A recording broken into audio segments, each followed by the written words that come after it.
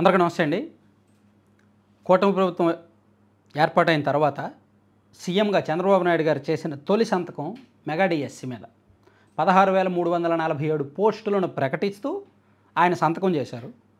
అక్కడికి 3 రోజుల తర్వాతనో 4 రోజుల తర్వాతనో క్యాబినెట్ భేటీ అయ్యి ఆ క్యాబినెట్లో కూడా నోట్ ఫైల్గా పెట్టారు. అక్కడ కూడా చర్చించుకున్నారు. సో దాంతో ఆశావహులందరికీ దాదాపుగా 20 లక్షల మందికి పైగా ఉన్న డిఎస్సి ఆశావహులందరికీ కూడా ఒక ఊరట, ఒక ఉపశమనం. ఎందుకంటే గత 5 ఏళ్ళు వైఎస్ఆర్ కాంగ్రెస్ పార్టీ ప్రభుత్వం డిఎస్సి ఇవ్వలేదు కాబట్టి, మెగా డిఎస్సి ఇవ్వలేదు కాబట్టి, కేవలం ఎన్నికలకు 2 నెలల ముందు 6,100 పోస్టులు ఇచ్చి ఏదో తూతూ మంత్రంగా నడిపించారు కాబట్టి వీళ్ళందరూ కూడా సర్లే కూటమి ప్రభుత్వం వచ్చింది మాకు మంచి చేస్తుంది అనుకున్నారు. కానీ లేదు, నోటిఫికేషన్ అయితే రాలా. 7 నెలలు దాటింది. 7 నెలలు అంటే 8వ నెల వచ్చేస్తుంది. ఇంకో 13 రోజులు అయితే 8 నెలలు అయిపోతుంది. కానీ ఇప్పుడు వరకు నోటిఫికేషన్ రాలా. దానికి వాళ్ళు చెప్తున్న రీజన్ ఏంటంటే ఎస్సీ వర్గీకరణకు అనుకూలంగా సుప్రీంకోర్టు తీర్పిచ్చింది కాబట్టి వర్గీకరణకు సంబంధించి మనం కమిషన్ నియమించాము, వాళ్ళు రిపోర్ట్ ఇచ్చిన తర్వాత మనం రిజర్వేషన్స్ అన్నీ కూడా కన్ఫర్మ్ చేయాలి, జిల్లాల వారీగా ఎన్ని పోస్టులు ఖాళీ ఉన్నాయి, ఏ ఏ కమ్యూనిటీకి ఎన్ని ఉన్నాయి, ఎన్ని తీసుకోవాలి అనేది మనం ఖరారు చేయాల్సి ఉంటుంది. కాబట్టి ఆ రిపోర్ట్ వచ్చే వరకు నోటిఫికేషన్ ఇవ్వలేము అనేది ప్రభుత్వ వాదన. కానీ ఇక్కడ అభ్యర్థులు ఎంతకాలం ఆగగలరు? ఎందుకంటే సంవత్సరం గడిచే కొద్దీ కొత్త అభ్యర్థులు కొత్త వాళ్ళు పుట్టుకొస్తారు, కాంపిటీషన్ పెరిగిపోద్ది, ఇక్కడ ఉపాధ్యాయులు ఖాళీ అవుతాయి. సో ప్రభుత్వం తప్పించుకుంటుందేమో, మెగా డిఎస్సి ప్రకటన ఇచ్చి మెగా డిఎస్సి మీద సంతకం చేసి ఎందుకు ఇన్ని నెలలు ఆగాలి, ఇన్ని నెలలు ఎందుకు తప్పించుకోవాలి? ఆ రియాక్షన్ ఉండాలిగా, స్పీడ్గా ఉండాలిగా.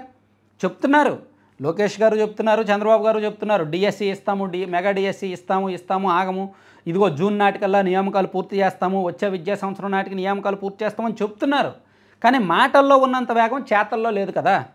అందుకు రాష్ట్ర వ్యాప్తంగా లక్షలాది మంది కొంచెం వాళ్ళ మనసులో అదొక ఆందోళన.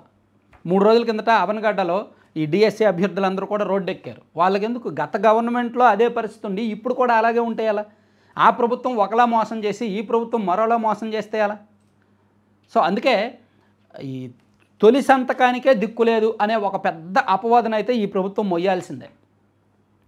ఈ 16,347 పోస్టులు పూర్తిగా భర్తీ అయ్యే వరకు, మెగా డిఎస్సి ప్రక్రియ పూర్తయ్యి ఆ ఉపాధ్యాయుల నియామకాలు జరిగి వాళ్ళు విధుల్లో చేరే వరకు ఈ ప్రభుత్వం మీద మచ్చ ఉంటుంది.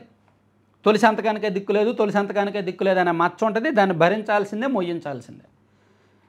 సో మోసం చేశారనే ఆందోళన ఒకవైపు ఉంటుంది, లేదు ఈ ప్రభుత్వం మోసం చెయ్యదులే అనే నమ్మకం ఒకవైపు ఉంటుంది. ఈ రెండిటికి మధ్య లక్షలాది మంది అభ్యర్థులు ఊగిసలాడుతున్నారు. ప్రభుత్వాన్ని తిట్టాలో తెలియదు, విమర్శించాలో తెలియదు, ఇంకా కొన్నాళ్ళు వెయిట్ చేయాలో తెలియట్లే, ఒక క్లారిటీ లేదు. ఎందుకంటే ప్రభుత్వం అలా తప్పించుకు తిరుగుతుంది. సో వాళ్ళు చెప్తున్న రీజన్ కరెక్టే కావచ్చు. ఇదిగో వర్గీకరణ సరిగ్గా లేకపోతే, రిజర్వేషన్స్ విషయంలో సరిగ్గా లేకపోతే రేపు పొద్దున్న ఎవరైనా కోర్టుకు వెళ్తే మళ్ళీ నియామకం ఆగిపోద్ది అని చెప్తున్నారు. కానీ ఇప్పుడు వరకు ఆ రిపోర్ట్ రాలా. మార్చిలోనో ఏప్రిల్లోనో రిపోర్ట్ ఇస్తారు. అది రిపోర్ట్ వచ్చిన తర్వాత, నోటిఫికేషన్ వచ్చిన తర్వాత కనీసం 4 నెలలు పడతాయి నియామక ప్రక్రియ పూర్తయ్యేసరికి. సో ప్రభుత్వం చెప్తున్న రీజన్ ప్రకారం చూస్తే నేను అనుకోవడం ఆగస్టు సెప్టెంబర్ వరకు, 2025 ఆగస్టు లేదా సెప్టెంబర్ వరకు నియామకాలు పూర్తవవు. ఇంకా లేట్ అయ్యే కొద్దీ లేట్ అవుతాయి. వీళ్ళేమో జూన్ నాటికల్లా పూర్తి చేస్తామంటున్నారు. ఎలా అవుతాయి? సో ప్రభుత్వం మాటల్లో చెప్తున్నది వేరు, చేతల్లో జరుగుతున్నది వేరు. చాలా అంశాల్లో జాబ్ క్యాలెండర్ కూడా అంతే. ప్రతి సంవత్సరం జనవరిలో జాబ్ క్యాలెండర్ అన్నారు, ఈ సంవత్సరం ఇంకా ప్రకటించాల. సో ప్రభుత్వాలు ఈ నాయకులు అధికారంలోకి రాకముందు ఒకలాగా, అధికారంలోకి వచ్చిన తర్వాత ఒకలా చేయడం అలవాటు అయిపోతుంది అన్ని రాజకీయ పార్టీలకు కూడా. ఎవరిని నమ్మలేం. Thank you.